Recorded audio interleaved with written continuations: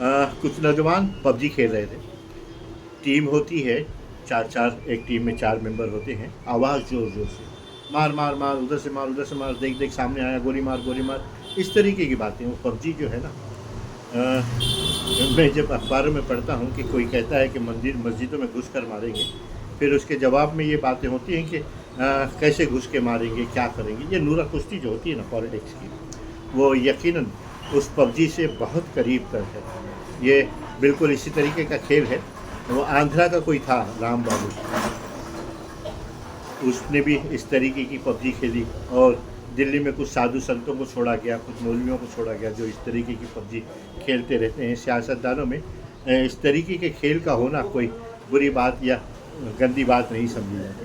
देखिए, स्पोर्ट्स जो होता है ना, खेल फुटबॉल आप जब खेलते हैं, कोई फॉल करता है, किसी ने किसी को गिरा दिया, फ़ौरन रेफरी आता है, कार्ड दिखाता है, येलो कार्ड बताता है, रेड कार्ड दिखाता है, उसको टीम से बाहर होता है, या मतलब उसका जुर्म साबित हो जाता है। लेकिन इस पबजी के खेल में जो सियासतदान खेल रहे हैं, यहाँ पे कोई रेफरी नहीं है। अगर कोई रेफरी था भी तो यकीनन इस ज़माने में, इस दौर में कोई रेफरी नहीं है। हेड स्पीचेस की बातें होती थी उस पर सुप्रीम कोर्ट का फैसला आने के बावजूद। लेकिन क्या है, ये सब बातें जो है ना, पबजी के खेल को, सियासी पबजी के खेल को ज़िंदा करने के लिए बहुत ज़रूरी होती है। कुछ काम नहीं होता। स्पोर्ट्स में होता यह है कि खेल के मैदान में, फुटबॉल में या दूसरे खेल में, जो अच्छा खेलता है, ईमानदारी से खेलता है, वो जीतता है। लेकिन इस सियासत की पबजी में जो बेईमानी करता है, जो गैर इरादतन किसी को गाली देता है, फिर दोनों तरफ से, दोनों फरीक की तरफ से इस किस्म की जो बातें होती हैं, उसका नतीजा ये निकलता है कि लोग उसी ज़हनी अय्यासी में अखबारों को चाटना, पढ़ना कि इसने फलाने ने ऐसा बोला तो दूसरे का डायलॉग उससे भारी हो गया। तो ये सारे गेम होते रहते हैं। अवामी फलाह का कोई काम नहीं होता, और इस बुनियाद पर इलेक्शन में हार जीत भी नहीं होती। ये जो तोता मैना की कहानी होती है ना, इस तरीके से ये सारी चीज़ें होती हैं।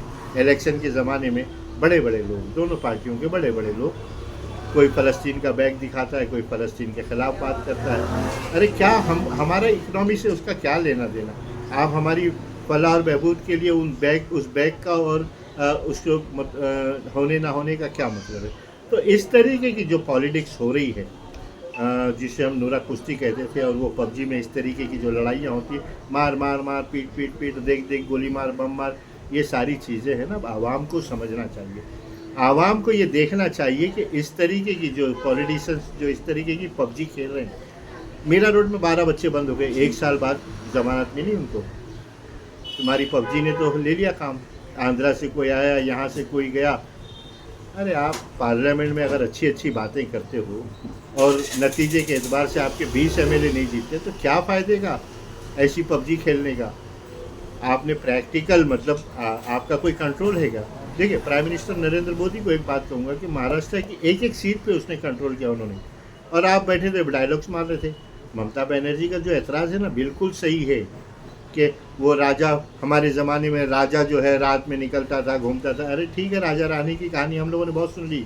आपने अपने ज़माने में आप जिनकी लड़ाई लड़ते हो, सच्चर कमेटी,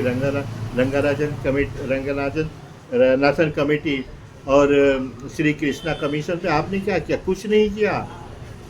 माइनॉरिटी की बातें करते हो, माइनॉरिटी की लड़ाई लड़ते हो, उसको फुटबॉल बनाते हो। अगर आप देखो सरकारी नौकरियों में तनासुब किस तरीके का रहा, वो तुम्हारे राज में रहा।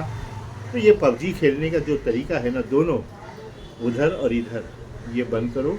लोगों की फलाह का काम करो, अच्छाई का काम करो, और अपने ज़िंदा रहने का और लोगों को ज़िंदा रहने का सामान करो। जय हिंद दोस्तों।